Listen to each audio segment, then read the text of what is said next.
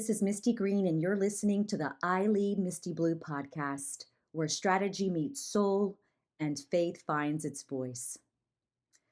Lately, I've found myself really thinking about how uncomfortable we've become with ordinary life, with ordinary faithfulness and discipline. We live in a culture that celebrates intensity, but struggles to appreciate consistency.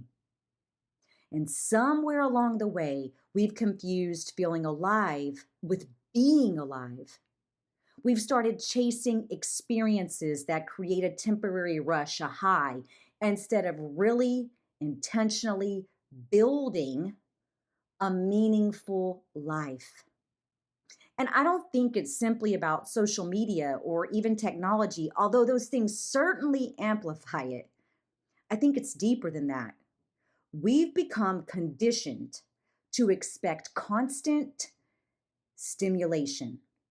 If something doesn't make us feel something immediately, we assume we've outgrown it, we've fallen out of love with it, or that something better must be waiting just around the corner or in the neighbor's yard.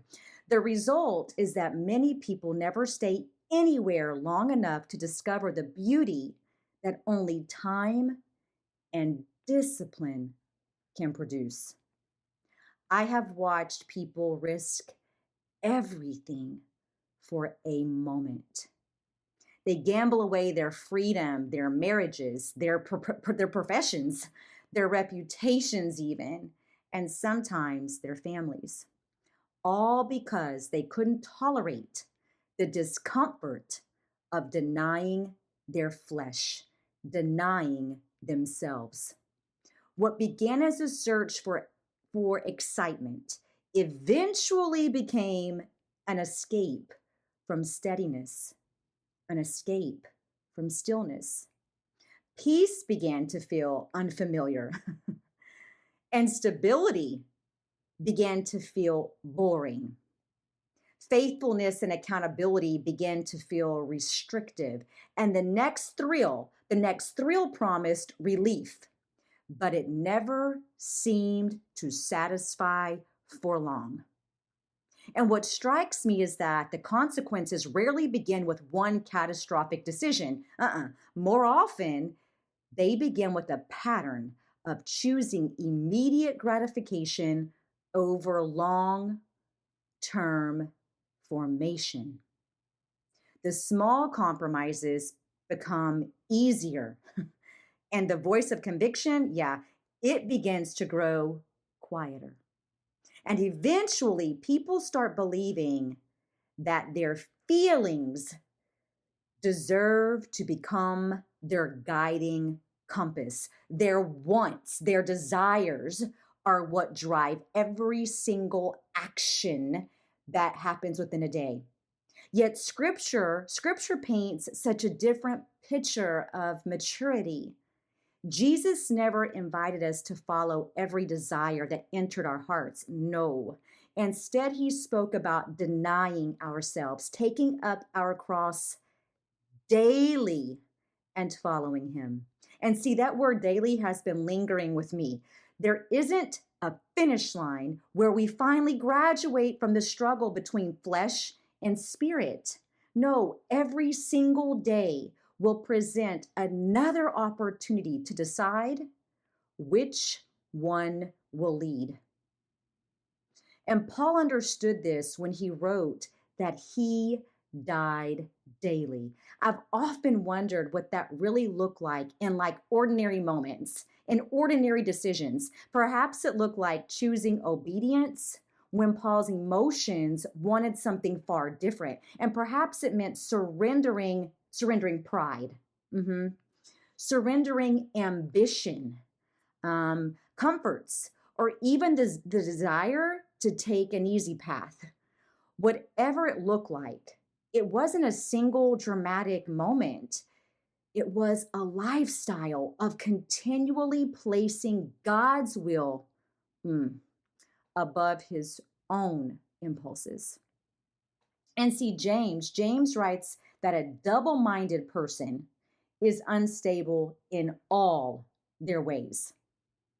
That verse has always challenged me because instability doesn't usually announce itself. It often disguises itself as keeping options open, following your heart, following your emotions, or simply refusing to settle. But a divided mind struggles to build a steady life because it's constantly negotiating with itself. One part wants purpose and legacy, while the other one, it continues chasing desire and pleasure. One part of the mind longs for peace, while the other one keeps entertaining chaos. I've realized that discipline isn't really about restriction. It's about protection.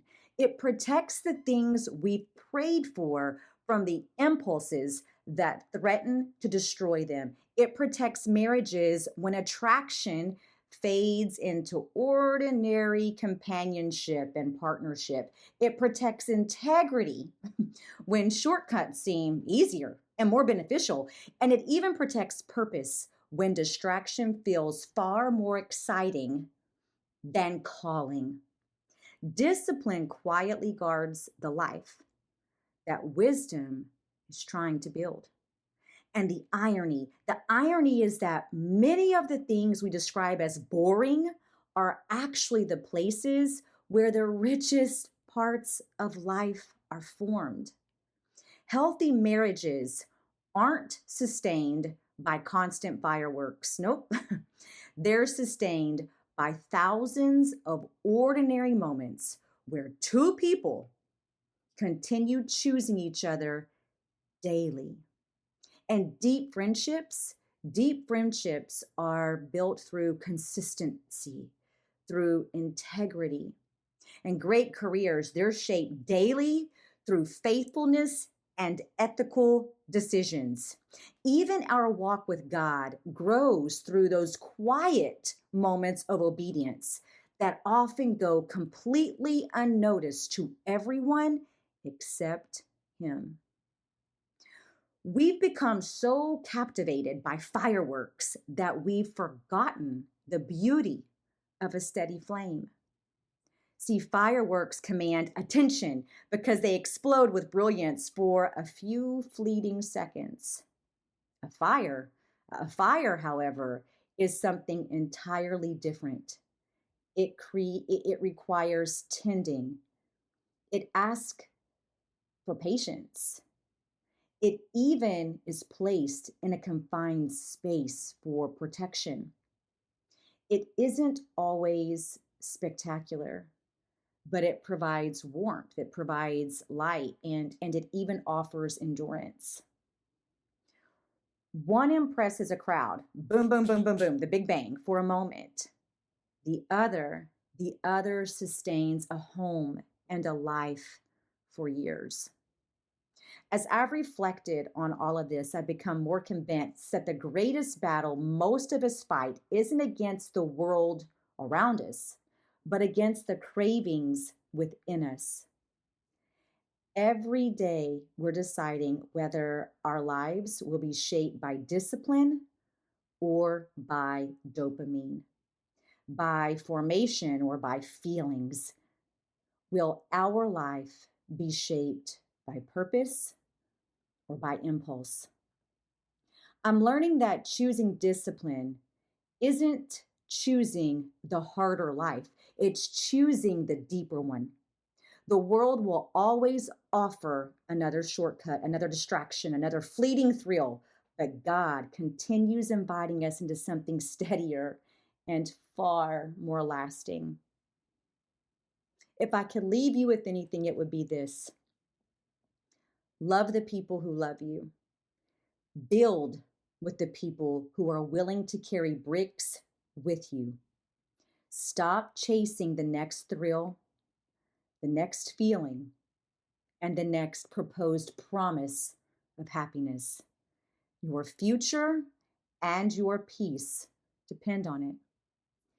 Feelings make promises, but discipline Discipline keeps them. This is Misti Green, and you've been listening to the I Lead Misty Blue podcast, where strategy meets soul and faith finds its voice. Until next time, choose purpose over impulse, discipline over dopamine, and build a life you'll never have to escape.